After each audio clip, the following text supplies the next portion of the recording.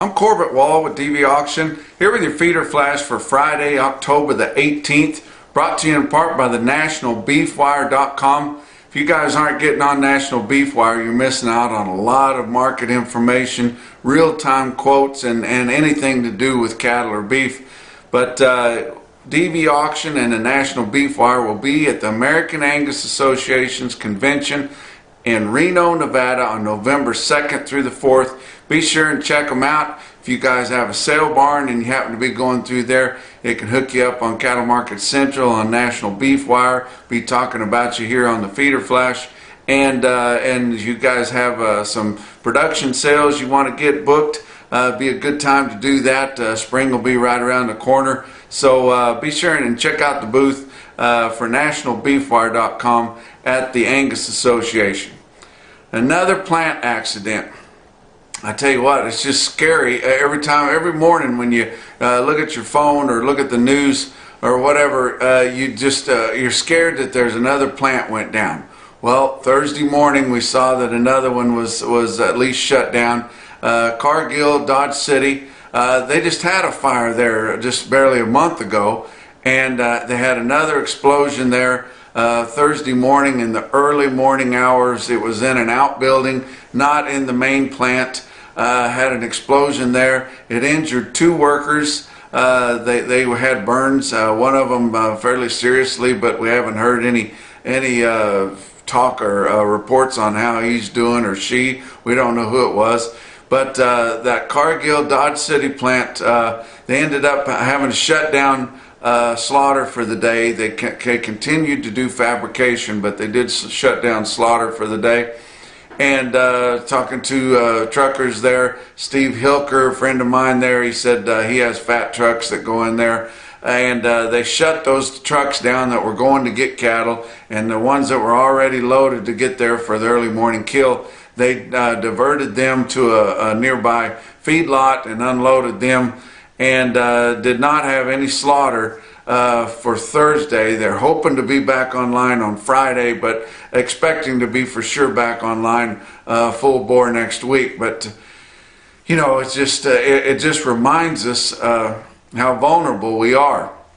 And that big fire that they had at Holcomb, Kansas at the Tyson plant, just fresh on our mind. It's changed everybody's view of the industry right now, because we saw how vulnerable we are and how easy it is to be taken advantage of in the marketing in this industry. But hopefully that deal will wash over. Hopefully those two workers that got injured will be okay. Hopefully they can get things going back as quick as possible, and we can get back rolling, because we've had a great fat cattle market here for the last month or 6 weeks or so, and we would like to continue to build on that. But it definitely shut trade down on Thursday. But let's look at the board on Thursday. Your October live cattle contracts, they're strong, guys. They just stave off any kind of pressure. They had every ability to crash after that accident there at the Cargill plant in Dodge City, but they didn't. They hung in there tight. By the end of the day, it was up a nickel for October at 112.40. December up 50 cents. 114.37. Now your 2020 contracts were all down some, but not bad.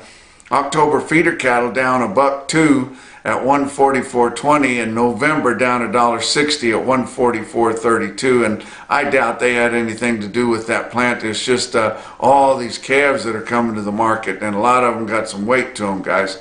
But let's talk about what little dribble of fat trade we did have. Now, through Wednesday sales, we only had 7,400 head confirmed, which is barely nothing. And so Thursday, we've been having pretty significant trade on Thursday, but the fear from that accident there, Cargill, Dodge City, it just put everybody on hold, and we didn't have hardly any trade again on Thursday this week. 110 to 111. And actually the 110 to 111 was on Wednesday's trade, and Tuesday's trade 175 to 178, but really that 178 wasn't on the best dress, so it'll be on actually a 175 market. But on Thursday we had just a few sales in Iowa at 111 and some more 175, few in Nebraska at 175. That's probably going to be the market if something doesn't change and we find out they're not going to be able to kill any sooner there at Cargill Dodge City. But I would assume that's going to be your market in the Northern Plains. Southern Plains have not traded a hoof yet. So we're really hoping that 110 would trade there. That'd be a buck better. So we'll just have to find out on Friday, or maybe it'll be noon Saturday before we find out. It's kind of been that the last couple of weeks. Box beef cutout values have gained some ground this week. They've been kind of mixed, and your choice select spread is beginning to narrow just a little bit. But choice cuts on Thursday afternoon, 218.11, down 17 cents. Your selects 190.260, up $1.23.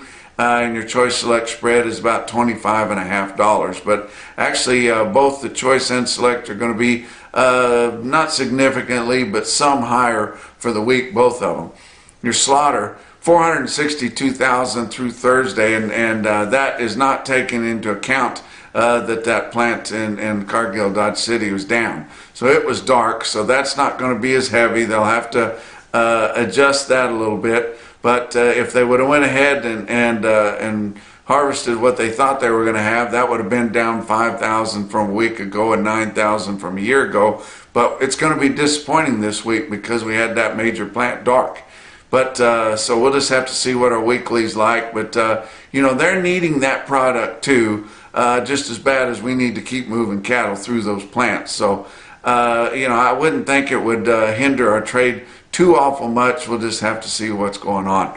Let's talk about your feeder cattle market. Your real-time index late Thursday at 144.32. That was up 52 cents compared to the close on Wednesday. So we saw some pretty significant sales. We saw some yearlings in some of your bigger sales, and that sure helps the market when you see those. So that propped things up, even though we've got calves going into the index because they're weighing in the 7s and a lot of them in the 8s. But let's look all around. I like to give you guys lots of feeder cattle quotes. That's really what I enjoy talking about more because it's competitive. But I get quotes from anywhere I can get them. My good dear friend Rick Huffman works for Missouri Department of Agriculture. He and I worked together for a lot of years. We've looked at a jillion cattle together. And he called me from Douglas County Livestock Auction, Ava, Missouri. That's way down there in the sticks in the Ozarks and extreme southern Missouri there. And they don't normally sell strings this big, but they did on Thursday. 304 head of yearling steers. The guy buys them little bitty and takes good care of them, raises them up till they're worth something. But 304 head of them. 5 loads weighed 837 at 145.10, which is a pretty good ticket, and that's really just freight difference to get them to some major feedlot areas. Let's talk about a calf quote. Burlington Livestock Exchange, Burlington, Colorado, on some light calves, 52 head of them, weighed 449. You see here on Cattle Market Central at $183. So that's a good calf quote there. Pratt, Kansas had a good sale. Winter Livestock in Pratt, 2,300 head there. They called the feeder cattle $1 to $3 higher. Didn't have enough calves really to test the market, and not the best comparison on those feeders that they had, the yearling feeders, but they sold awful well and they were sure higher. Look at this individual quote on Cattle Market Central. 55 head in Pratt, weighed 891 at 150.10. That's scaring the heck out of 900 pounds, guys, at 150.10. Did note those cattle were in awful good flesh condition. Now, Farmers and Ranchers Livestock, Salina, Kansas, 3,100 head there. Mike Samples got a good consignment from the Sun Ranch. Roger and Gene Hay sold some cattle there. They had a nice consignment of cattle. They sold on a market with feeders $1 to $4 higher. They had 129 head of steers in there altogether. I met their daughter and son-in-law at Omaha, and it really seemed like a nice family, and wanted to give them a shout out on a heck of a sale of big steers, just a year old. They topped the market. 69 head of fancy 837 pound feeder steers bring 152.85, and they were tickled to death because they were set to sell those cattle right after that plant fire in Holcomb, Kansas, and with all the fear and uncertainty that happened, they decided to hold back on those cattle, put a wean on them, and it turned out great for them. So tickled to death for them. Then got a quote out of a market don't talk about very often on here, but the Witt family, Falls City, Nebraska, 3 state stockyards. Now they'll sell some strings in there at times, and they did on Thursday. Had some fancy black weaned and turned out steers, 325 head of them, weighed 694 and 167.85. That's your feeder flash for Friday.